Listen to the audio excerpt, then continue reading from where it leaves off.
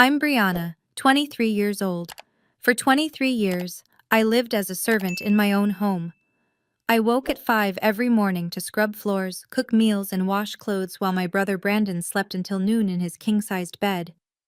My parents told me something I believed for over 2 decades. Some children are born to be served. Some are born to serve. You're the second kind. I never questioned it. Not until the bride's father, a man I'd never met, looked at my face during the family photo and started trembling. He pulled me aside and asked a question that shattered everything I thought I knew. Do you know who your real mother is? Before I continue, if this story resonates with you, please take a moment to like and subscribe, but only if you genuinely want to hear what happened next. And if you're watching, drop a comment telling me where you're from and what time it is there. Now, let me take you back to the morning of Brandon's wedding, the day I thought would be the worst of my life. We lived in a 2-story colonial in Fairfield County, Connecticut, the kind of neighborhood where every lawn was manicured and every family drove European cars. Our neighbors were surgeons, attorneys, partners at hedge funds. From the outside, the Patterson household looked like the American dream. From the inside, it was my nightmare. My bedroom wasn't a bedroom. It was the basement, a concrete floor, no windows, a thin mattress that smelled like mildew. The furnace hummed 3 feet from my head. In winter, it was the only warmth I had. In summer, it was suffocating. Every morning at 5, my alarm would ring. By 5:15, I'd be upstairs in the kitchen, scrubbing the granite countertops, preheating the Viking stove, pulling eggs and bacon from the Sub-Zero refrigerator. The kitchen island was Italian marble, Calicotta, Donna once bragged to her book club. I knew every vein in that stone because I polished it daily. Gerald would come down around 7, his Wall Street Journal tucked under his arm, his Tag Heuer glinting on his wrist. He'd settle into his leather armchair in the breakfast nook, never once looking at me.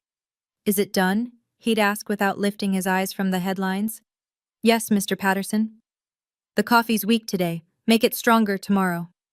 That was the extent of our conversations. 23 years of monosyllables and commands. I'd set his plate on the table, the good china, the Wedgwood with the silver rim, and retreat to the kitchen. My place was never at that table. My place was beside the sink, eating whatever scraps were left after the family finished. But the thing that hurt most wasn't the cold basement or the endless chores. It was the way they referred to me. Brandon's room was on the second floor, corner unit, with bay windows overlooking the garden. He had a 65-inch Samsung mounted on the wall, a PlayStation 5, and a walk-in closet bigger than my entire basement. He went to St. Thomas Academy, $45,000 a year, lacrosse team, college prep. I stayed home. Homeschooled, Gerald told the neighbors whenever they asked. The truth was simpler. No one taught me anything. I learned to read from old magazines Donna threw away. I learned math by counting change at the grocery store.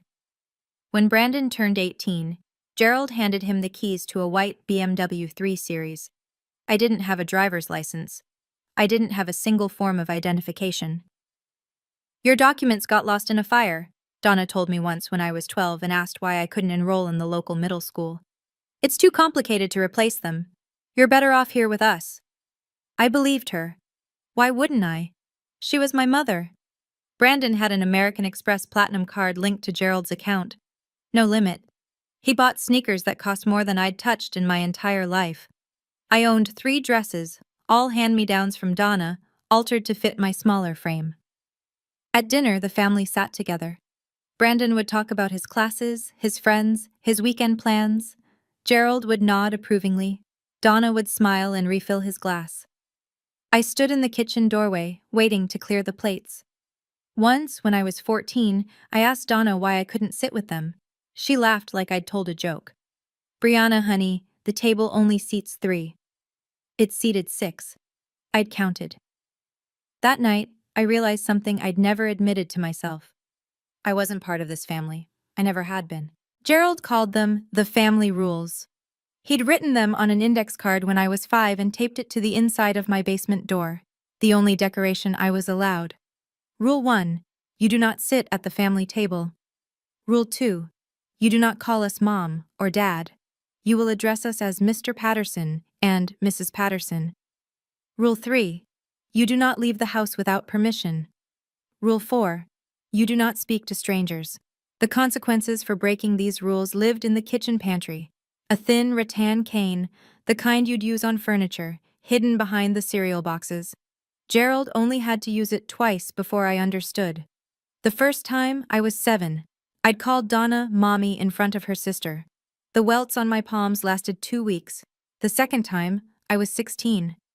I'd saved grocery change for months, $17.32, and walked to the bus station 3 miles away. I was going to leave. I was going to find someone who could help me. The police brought me back within 2 hours. She doesn't have any ID, they told Gerald at the door. No identification whatsoever. Is she yours? Gerald smiled, the warm, concerned smile of a loving father. She's our daughter. Troubled girl, mental health issues. Thank you so much for bringing her home, officers. They left. Gerald locked the door. I spent 3 days in the basement without food. When he finally let me out, he leaned close and whispered, "Without papers, you don't exist. And if you don't exist, no one will ever believe you. No one will ever help you. Do you understand?" I understood. For 7 more years, I never tried to leave again. Brandon wasn't cruel the way Gerald was cruel. He didn't hit me. He didn't lock me in basements or starve me for days. He simply didn't see me. To Brandon, I was furniture, functional, forgettable, there when needed. "Brianna, coffee." "Brianna, my room's messy." "Brianna, I need the car washed before my date." When his friends came over, he'd introduce me with a wave of his hand. "That's our housekeeper." Not sister, not family. Housekeeper. No one ever questioned it.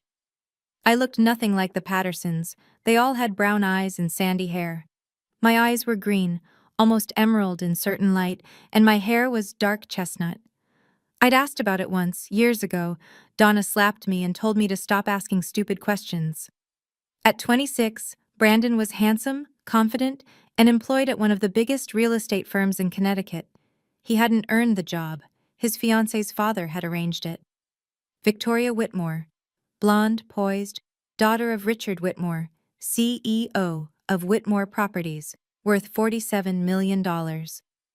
Brandon had proposed to her 3 months ago at Pear Se in Manhattan, with a 2-carat diamond ring he'd charged to Gerald's card. The Pattersons were ecstatic. This marriage wasn't just love, it was a ladder. I overheard Gerald talking to Donna the night of the engagement. "This is it.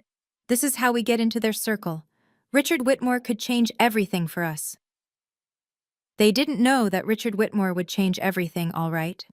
Just not the way they expected. The woman Brandon was marrying would become instrumental in destroying the life the Pattersons had built. Not because of her, because of her father. I was 15 when I finally asked the question I'd been holding inside for years. Donna was in the living room, flipping through a Pottery Barn catalog, marking pages with Post-its. I'd just finished mopping the floors and my hands were raw from the bleach. "Mrs. Patterson?" She didn't look up. "What? Why am I different from Brandon?" The catalog lowered. Her eyes, cold, flat, the color of dishwater, met mine. "Different how? Why does he get to go to school? Why does he sit at the table? Why do I have to?" "Because." She cut me off, her voice sharp as broken glass. "Some children are born to be loved. Some children are born to help others. You're the second kind, Brianna. That's your purpose. That's your fate." She returned to her catalog. The conversation was over. I went back to the basement that night and stared at my reflection in the small, cracked mirror above the utility sink, the only mirror I was allowed. My eyes were nothing like theirs. My face was nothing like theirs. But I didn't question it anymore. Donna was right, I told myself. Some people are born to serve. I was one of them. Fighting it would only bring more pain. For 8 more years I believed that. I woke at 5, I scrubbed and cooked and cleaned, and I told myself this was my life. This was what I deserved. Then came Brandon's wedding. And the man who looked at my face and saw someone else entirely. I didn't know it yet, but in 24 hours every lie I'd been told would begin to unravel. The wedding announcement came 6 months before the ceremony. Brandon and Victoria would marry at the Ritz-Carlton in White Plains, 200 guests, a live orchestra, a 5-tier cake from a bakery in Manhattan. Total cost, $200,000, generously covered by Richard Whitmore. Gerald practically floated through the house for weeks. "This is the biggest day of our lives," he kept saying. "The Whitmores are old money, Connecticut aristocracy. We need to make an impression." Donna threw herself into planning. She coordinated with Victoria's mother on flowers, catering, the rehearsal dinner. She bought a new dress, Oscar de la Renta, champagne-colored, $4,000. I assumed I'd be a bridesmaid. I'd spent 6 months helping prepare, addressing invitations, organizing RSVPs, picking up dry cleaning. I'd even practiced walking in heels, imagining myself in a lavender gown, standing beside the altar. Then, 3 weeks before the wedding, Donna sat me down in the kitchen. "We need to discuss your role," she said. My heart lifted. "Am I walking with the bridesmaids?" She laughed, not kindly. "No, Brianna, you'll be helping with service, passing out champagne, making sure guests have what they need." The words hit me like ice water. "You want me to work the wedding?" "It's not working, it's helping." Her smile was thin and practiced. "You know how you are, sweetheart. Clumsy, awkward. If you stood up there in front of the Whitmores, they'd wonder what's wrong with you. Is that what you want? To embarrass Brandon on his special day?" I shook my head slowly, the familiar numbness settling in. Later that night, the wedding invitations arrived from the printer. Embossed gold lettering, 600-gram cotton paper. I searched through every card. My name wasn't on the family list. It wasn't anywhere at all. The rehearsal dinner was held at the Greenwich Country Club. White tablecloths, crystal stemware, champagne that cost more per bottle than I'd seen in a year. The Whitmores had reserved the entire terrace overlooking the golf course. I wore black, simple dress, white apron. Donna had selected the outfit herself. "You look professional," she'd said, adjusting my collar.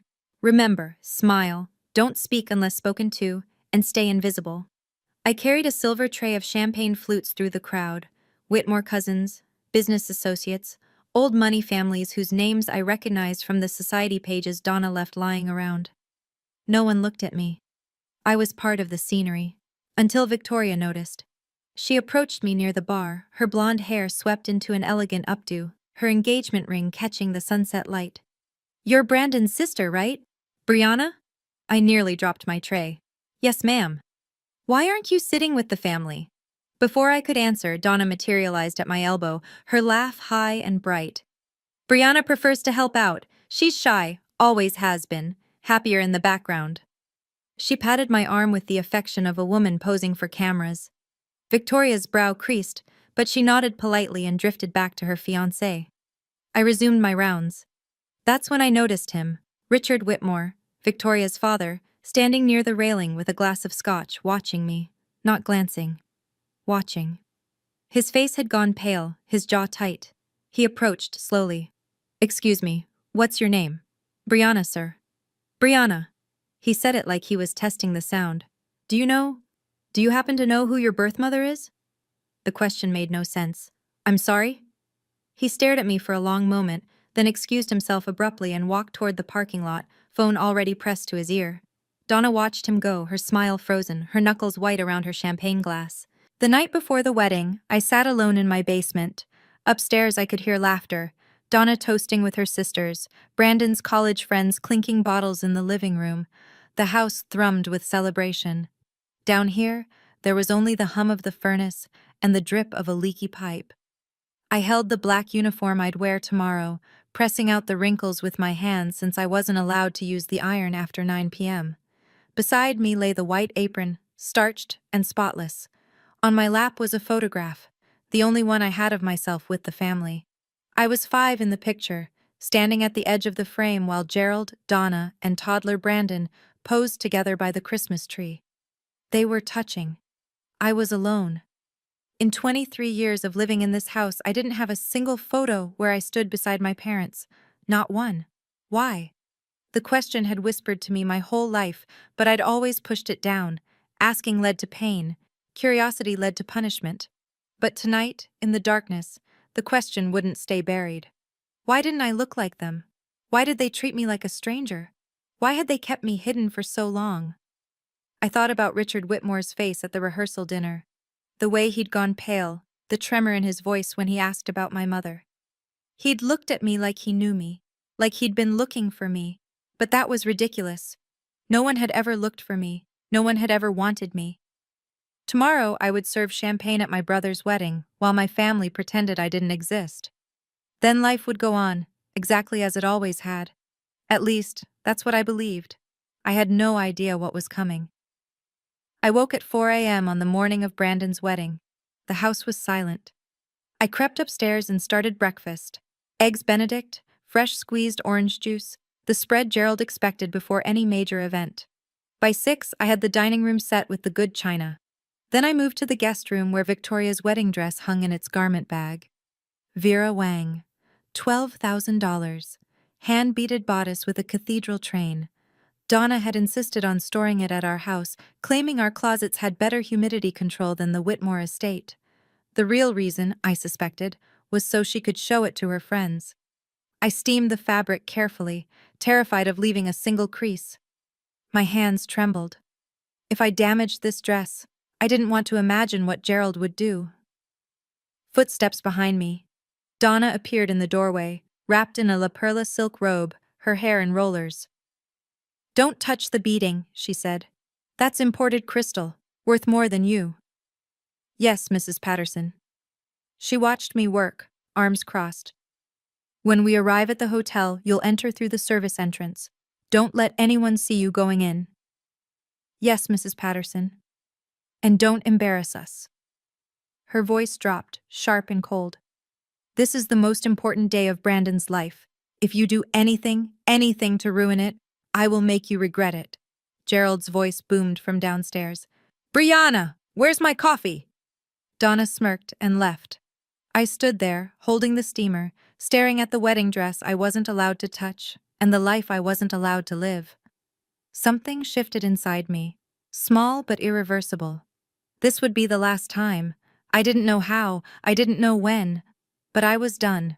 Enough. The Ritz-Carlton Grand Ballroom looked like something from a fairy tale. Crystal chandeliers dripped from 30-foot ceilings. White roses cascaded from every surface: the altar, the centerpieces, the sweeping archways. 200 gilded chairs faced a platform where Brandon would soon stand and promise forever to a woman whose family fortune could buy our entire neighborhood. I entered through the loading dock. The catering manager handed me a silver tray and pointed toward the ballroom. "Champagne service. Keep moving, keep smiling, don't engage in conversation." I nodded and took my position. Guests streamed in. Women in designer gowns, men in bespoke suits, diamonds glittering under the chandeliers. I wove between them, offering flutes of Veuve Clicquot, my eyes fixed on the floor. A woman in Chanel stopped me. "Excuse me, are you with the hotel?" "Yes, ma'am." The lie came easily. Gerald passed by without a glance. Donna paused just long enough to whisper, "Your posture is terrible. Stand up straight." Then Brandon appeared with his groomsmen, laughing, adjusting his Tom Ford cufflinks. He saw me and waved me over. "Brianna, hey, make sure there's extra shrimp at my table. You know how Dad gets." "Of course." He turned back to his friends. One of them, a former lacrosse teammate, squinted at me. "Who's that?" "Housekeeper," Brandon said. "She's worked for us forever." The words sliced through me. Housekeeper, not sister, not family. But I didn't react. I'd learned long ago that reactions led to punishment. I returned to circulating, offering champagne to people who looked through me like glass. Then I felt it, someone watching. I turned. Across the ballroom, Richard Whitmore stood alone, his champagne untouched, his eyes locked on my face. He wasn't just watching this time. He was studying me. The ceremony began at 4 o'clock. A string quartet played Pachelbel's Canon as Victoria floated down the aisle in her Vera Wang gown, the train trailing 15 feet behind her. Brandon waited at the altar, beaming, his hands clasped in front of him. Gerald and Donna sat in the front row, dabbing their eyes with monogrammed handkerchiefs. I stood at the back of the ballroom, tray in hand, watching my family from 50 feet away. The officiant spoke about love, commitment, the sacred bond of marriage. Brandon's voice cracked when he said his vows. Victoria's eyes glistened as she slipped the Tiffany band onto his finger. They kissed. The room erupted in applause, and I stood there, invisible, holding champagne I wasn't allowed to drink. For a moment, I let myself imagine a different life. One where I sat in that front row beside Donna, one where I wore a lavender dress and held a bouquet of roses, one where Brandon introduced me to his bride as my sister Brianna, instead of our housekeeper. But that life didn't exist. Maybe it never had. The crowd rose for the recessional. Brandon and Victoria swept down the aisle, arm in arm, showered with rose petals. As they passed, Donna caught my eye. Her expression wasn't warm. It wasn't proud. It was a warning. Don't forget your place. I lowered my gaze. Somewhere in the crowd, I felt that watching presence again. Richard Whitmore, standing near the back, hadn't clapped once. He hadn't taken his eyes off me for the entire ceremony. I didn't understand why, but a strange feeling crept through my chest, something I hadn't felt in years. Hope. And I didn't know what to do with it. If you've made it this far, I think you understand why I'm telling this story. You might know what it feels like to stand inside your own family and still be treated like an outsider. To serve people who refuse to acknowledge you exist. Let me ask you something. Have you ever had to serve someone who wouldn't even admit you were part of their family? If you have, I want to hear about it. Drop a comment. Let me know I'm not alone. And if this story is hitting close to home, please like and subscribe, because what happened next changed everything I thought I knew about myself. I'll be right back. The reception began with champagne toasts and a 12-piece jazz band. I worked the Whitmore family table, refilling water glasses, clearing appetizer plates. Victoria's mother smiled politely at me. Her aunts and uncles chatted amongst themselves about summer homes in the Hamptons. Richard Whitmore sat at the head of the table, barely touching his food. Every time I approached, I felt his gaze. It wasn't uncomfortable exactly, not predatory or cold. It was something else, something I couldn't name. When I reached to clear his salad plate, his hand shot out and caught my wrist, gently but firmly. "I'm sorry," he said, his voice low. "I need to ask you something." "Of course, sir." "Your name is Brianna?" "Yes." "Brianna Patterson?" "Yes, sir." He released my wrist. His hand was trembling. "Do you know who your mother is? Your real mother?" The question again, the same one from the rehearsal dinner. "I live with Mr. and Mrs. Patterson," I said carefully. "They've raised me since I was a baby." Richard's face changed. Something broke behind his eyes, grief, or maybe recognition. "Excuse me," he whispered, and stood abruptly from the table. I watched him walk toward the terrace doors, pulling out his phone. Through the glass, I could see him pacing, speaking intensely to someone on the other end. Victoria noticed. "Is my dad okay?" I didn't know how to answer. At the family table, Donna was watching the scene unfold. Her champagne glass paused halfway to her lips. She leaned toward Gerald and whispered something. He turned, found me with his eyes, and his expression hardened into something I recognized. Fear. I'd never seen Gerald Patterson afraid of anything. Until now. The photographer clapped his hands and called for the family portraits. "Bride and groom's families, please gather by the floral arch." The Whitmores assembled first. Richard, his wife Eleanor, Victoria's brother and his wife, a cluster of elegant relatives in coordinated pastels. Then the Pattersons. Gerald straightened his tie. Donna smoothed her Oscar de la Renta. Brandon wrapped an arm around Victoria's waist. I stayed back, tray in hand. The photographer scanned the group, then pointed at me. "What about her? Is she family?" Silence. Gerald's smile tightened. Donna looked at the floor. Brandon said nothing. Then Richard Whitmore's voice cut through the awkward pause. "Yes, she's family. Brianna, please come stand beside me." I froze. "Sir?" "You heard me." His voice was calm but firm. "Come here." I set down my tray. My legs felt like they belonged to someone else as I walked toward the group. Gerald's face flushed red. He couldn't object, not to Richard Whitmore, not the man paying for this entire wedding, but I could see his jaw working, the fury barely contained. Richard placed his hand on my shoulder. His palm was warm, steadying. "Right here," he said softly. "This is where you belong." The photographer adjusted his lens. Everyone ready? Big smiles. The flash fired. Richard kept me close as the photographer showed him the preview on the camera's screen. I watched his face as he zoomed in on the image, specifically on me. His eyes went wet. Those eyes, he murmured, almost to himself. That chin. My God. He pulled out his phone again and walked away, dialing. I heard only fragments. It's her, I'm certain. Get the file, the FBI cold case from 2003, and prepare a DNA kit, tonight. My heart stopped. What had he just said? The moment the photographer moved on, Gerald's hand clamped around my arm. Outside, now. He pulled me through a service corridor, past the kitchen, into a narrow hallway where crates of champagne were stacked against the wall. The noise of the reception faded to a distant hum. What did you tell him? Gerald's face was inches from mine, his breath hot with whiskey. Nothing. I swear I didn't. Don't lie to me. His grip tightened until I winced. Why was Whitmore asking about your mother? I don't know. He just asked, and I said I lived with you. Gerald shoved me against the wall. The crates rattled. Listen to me carefully. His voice dropped to a hiss. If you say anything, to anyone about our family, I will throw you out on the street. No money, no clothes, nothing. You'll be homeless within a week. Do you understand? Donna appeared at the end of the hallway, her heels clicking against the concrete. What's happening? Whitmore keeps asking questions about her. Gerald jerked his head toward me. Something's wrong.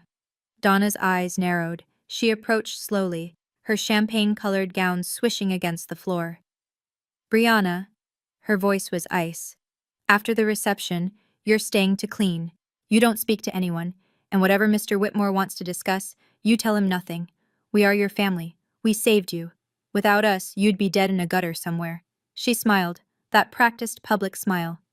Now get back to work, and if you embarrass us again, I promise you'll regret it. They left me there, shaking, alone among the champagne crates. Gerald's words echoed in my head. Without papers, you don't exist.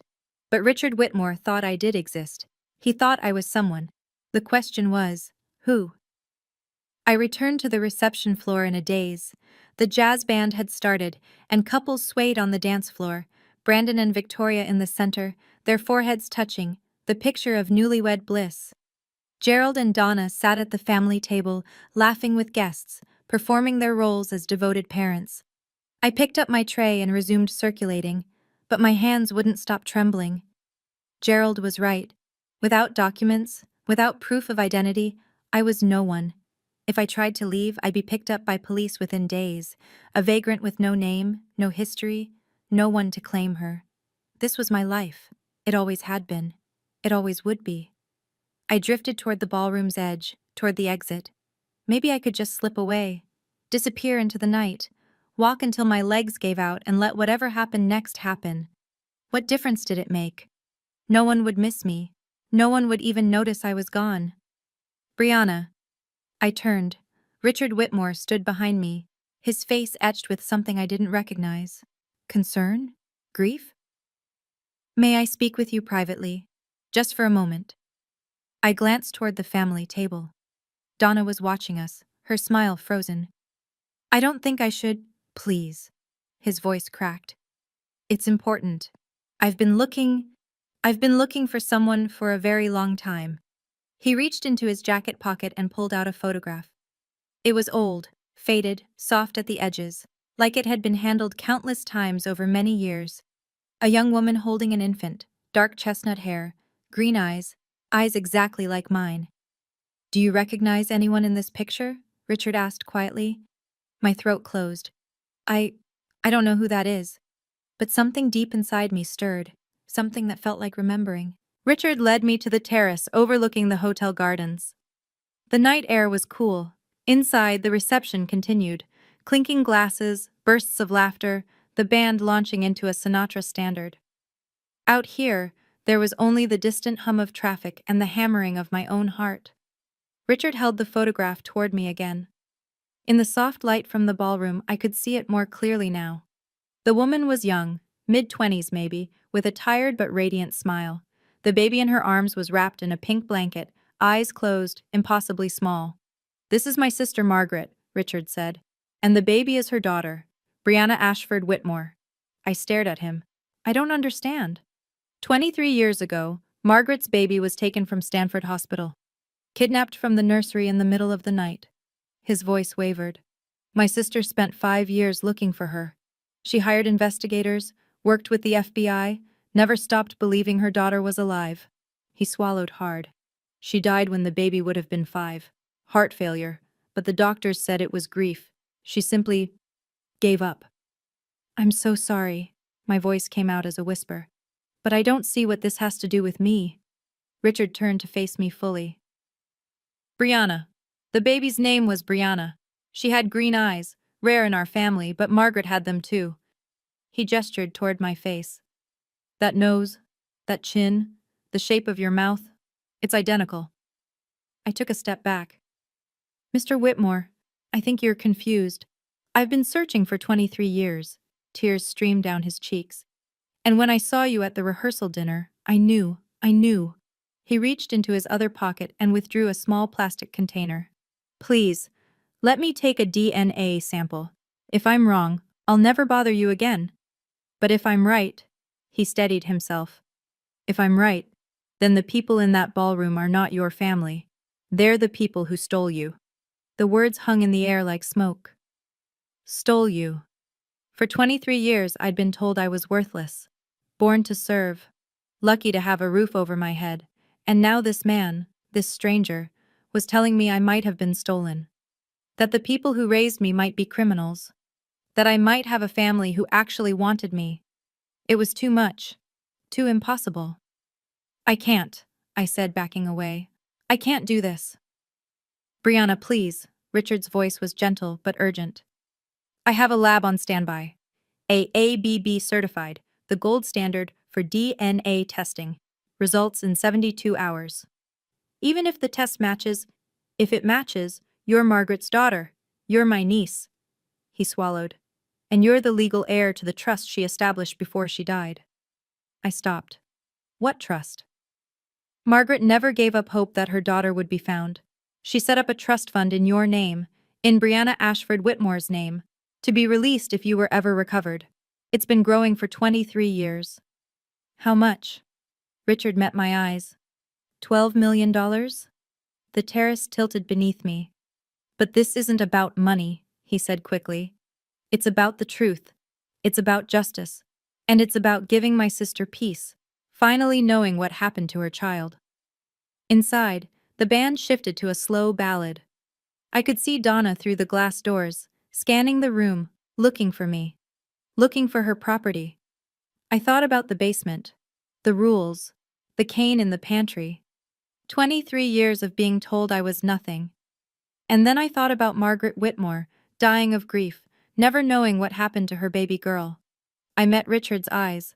What do I need to do? He opened the DNA kit. Just open your mouth. The next 72 hours were the longest of my life.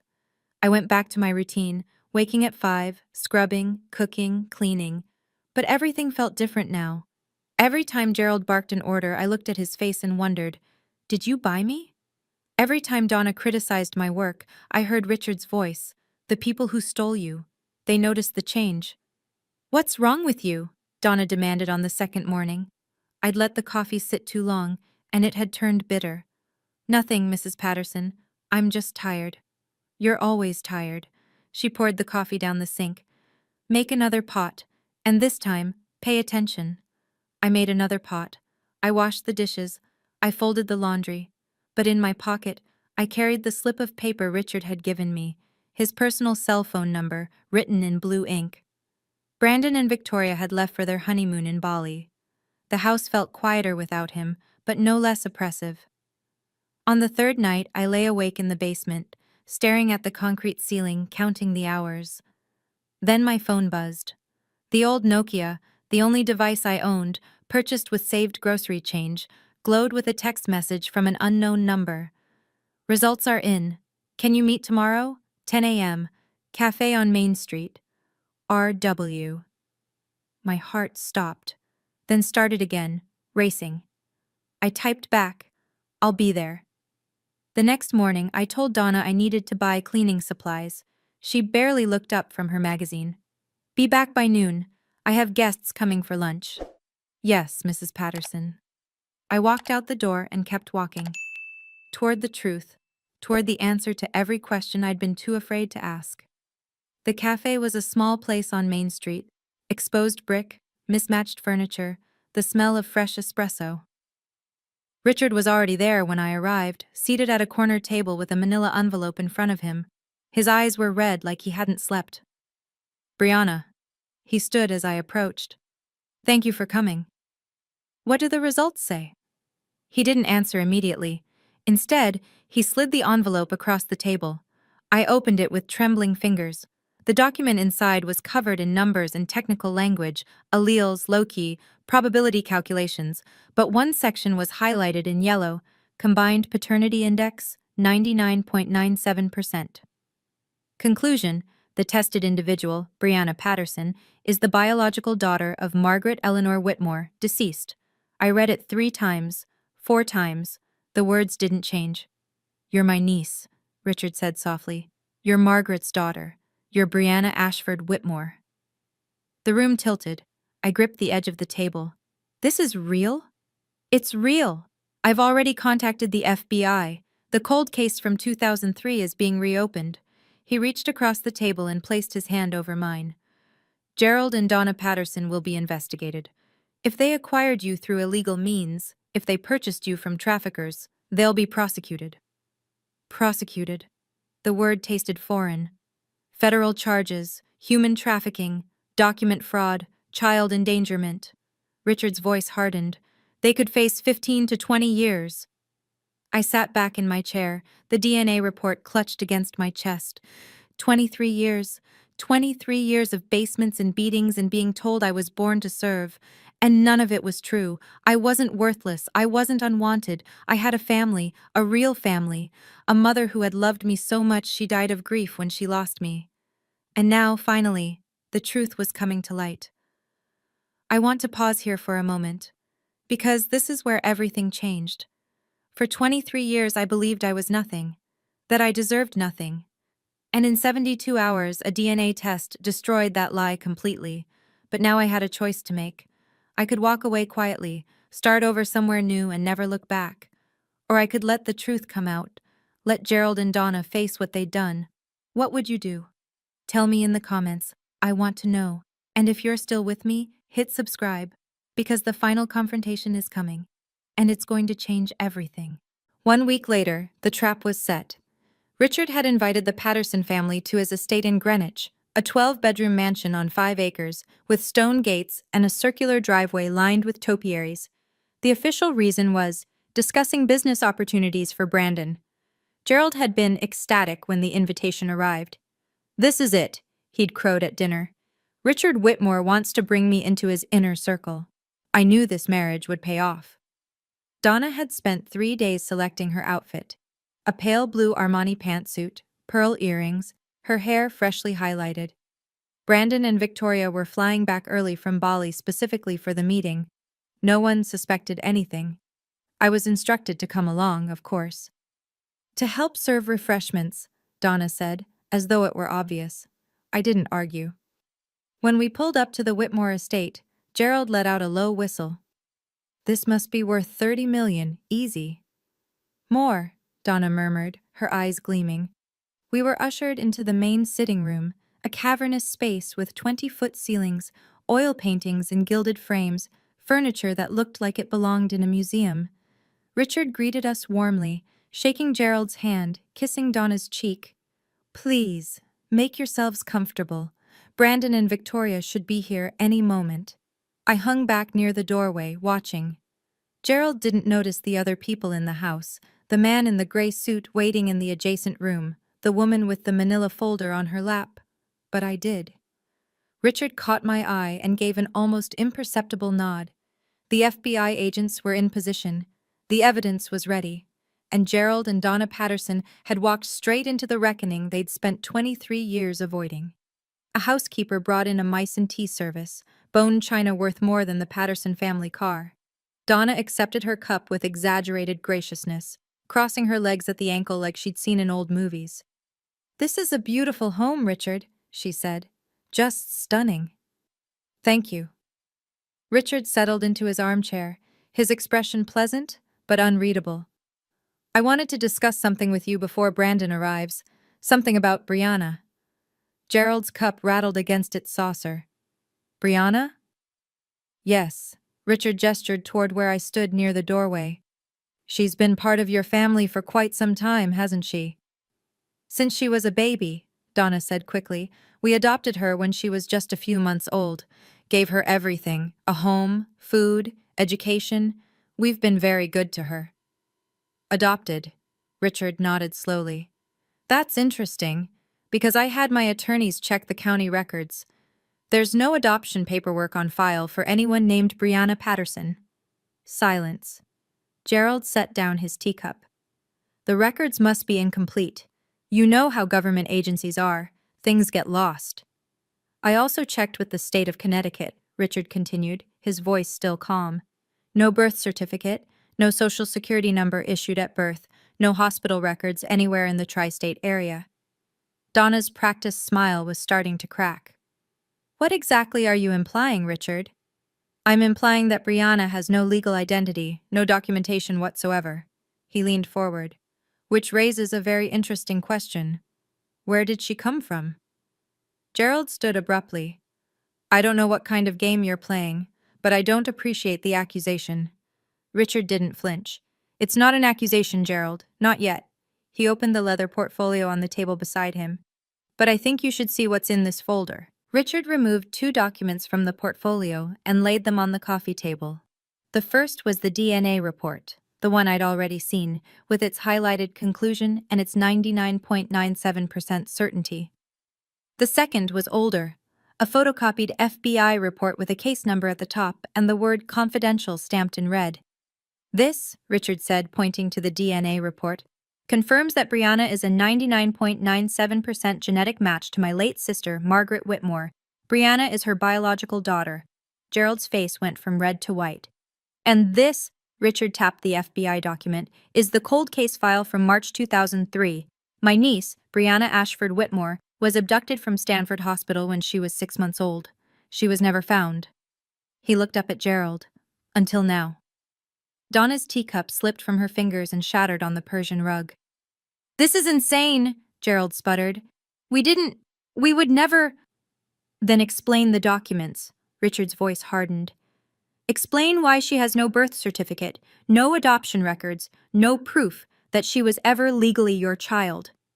There was a fire, Donna's voice pitched high. Records were lost.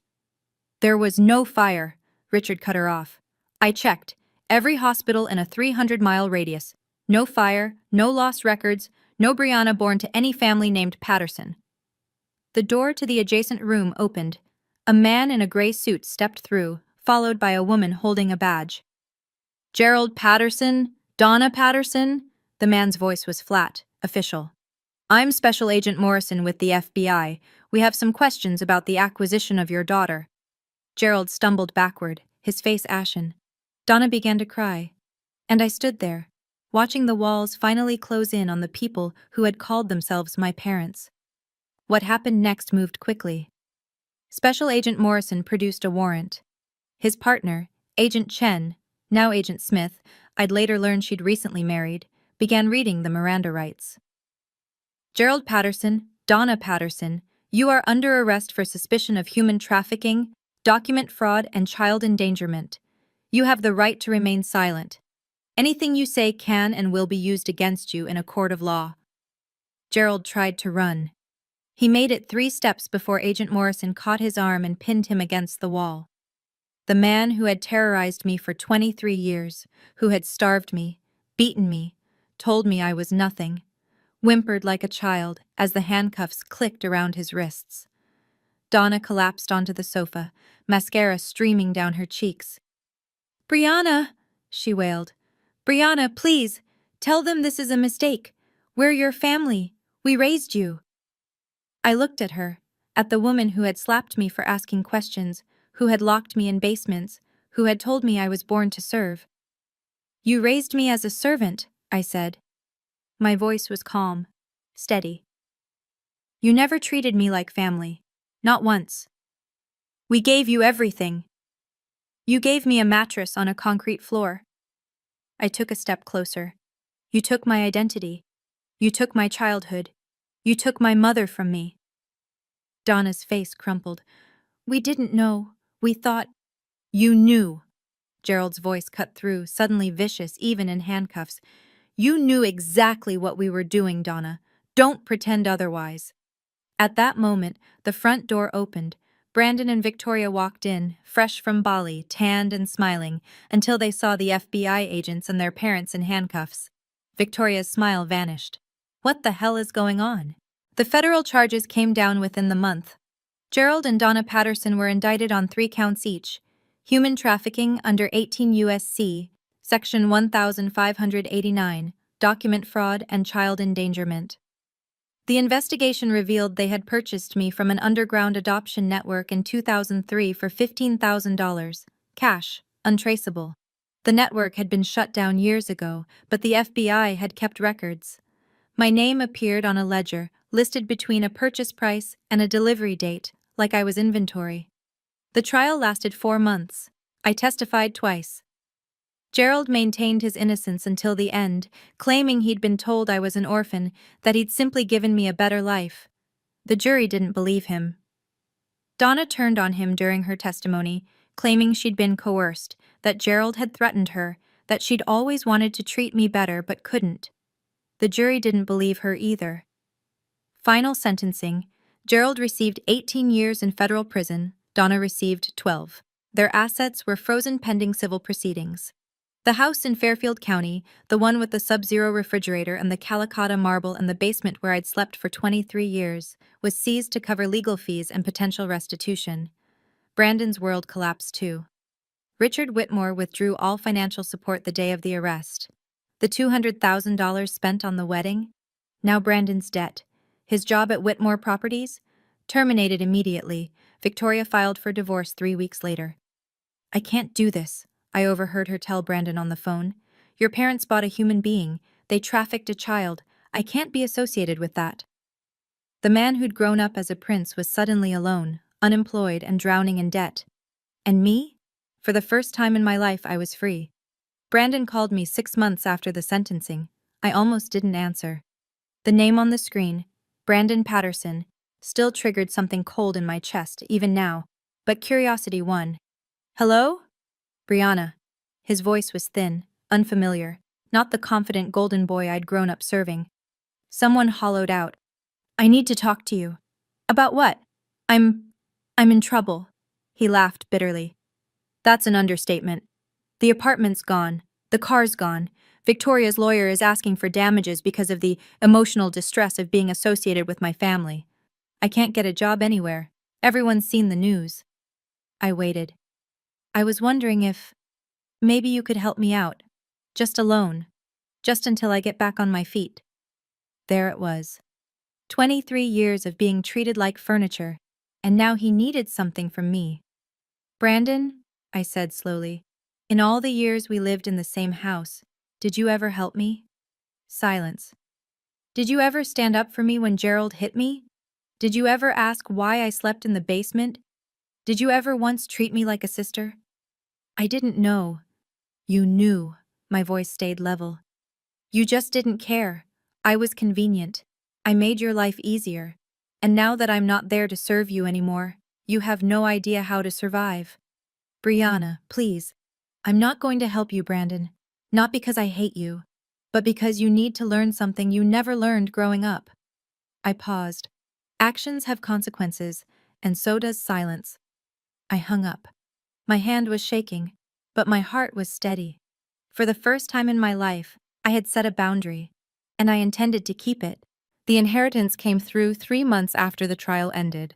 Richard's lawyers had worked tirelessly to verify my identity and activate the trust Margaret had established in 2003.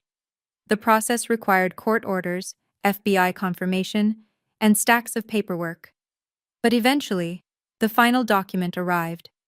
Beneficiary: Brianna Ashford Whitmore Trust.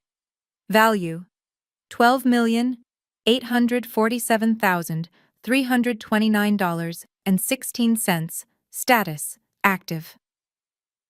I read the number 7 times before it felt real. Richard drove me to the bank himself on the day the funds were released.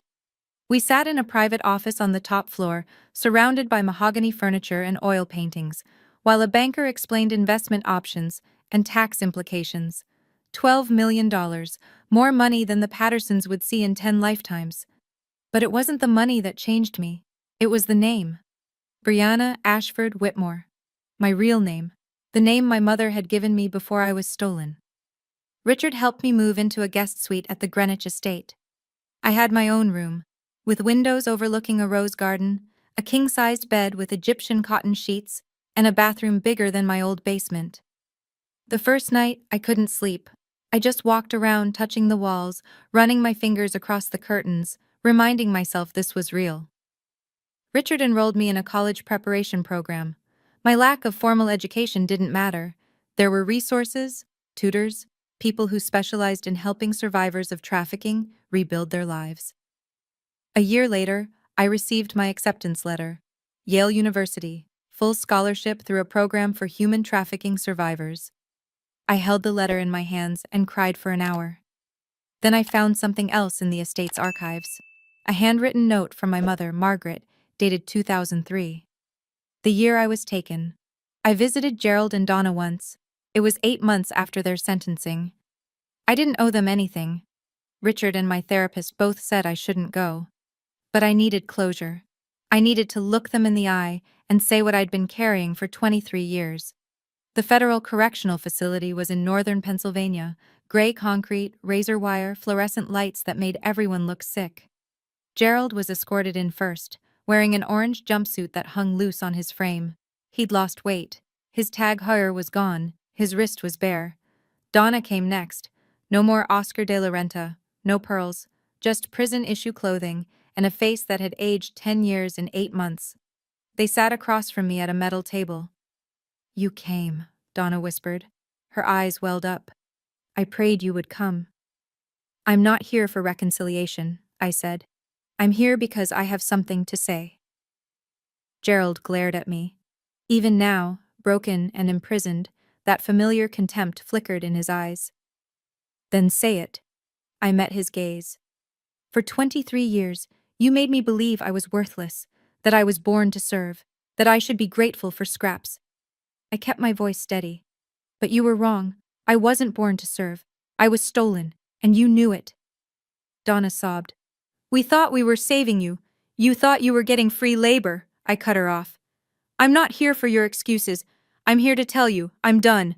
I'm not carrying your shame anymore. I'm not carrying your cruelty." I stood. "I will never forget what you did to me. But I won't let it define me either." I walked out without looking back, and I never saw them again. I'm writing this from my dorm room at Yale. It's small, much smaller than the suite at Richard's estate, but it's mine. My name is on the door. My books are on the shelves. My acceptance letter is framed above my desk. Some mornings, I still wake up at 5 out of habit, but now, instead of scrubbing floors, I make coffee and read my psychology textbooks. I'm studying to become a therapist, specifically to work with survivors of trafficking and family abuse. I want to help people like me find their way out of the darkness. On my nightstand, next to my alarm clock, I keep 2 things. The first is my new birth certificate, Brianna Ashford Whitmore, born March 3, 2003, at Stanford Hospital, California. Mother, Margaret Eleanor Whitmore. The second is the letter Richard found in Margaret's archives, the one she wrote to me the week I was taken, before she knew I'd been stolen. "My darling Brianna, if you're reading this one day, I want you to know that you were the greatest gift I ever received. From the moment you were born, I knew you were meant for extraordinary things. No matter what happens, no matter where life takes you, remember, you are loved, you are wanted, you are enough." I read it every morning. 23 years, I believed I was nothing, that I was born to serve, that I didn't deserve a seat at the table. Now I know the truth. I was born to be loved. And I'm spending the rest of my life making sure others know they were too. Thank you for staying with Brianna until the end. Many details in Brianna's story have been dramatized to deliver meaningful messages and life lessons. However, Life is full of unexpected twists, and situations like this do happen more often than we'd like to believe. Every year, thousands of missing children cases remain unsolved. Every day, someone out there is treated as less than human by the people who should love them most. If this story touched you, please like and subscribe. And if you know someone who needs to hear that they deserve better, share this with them. More stories about strength, truth, and reclaiming your worth are waiting in the description below. Thank you for watching.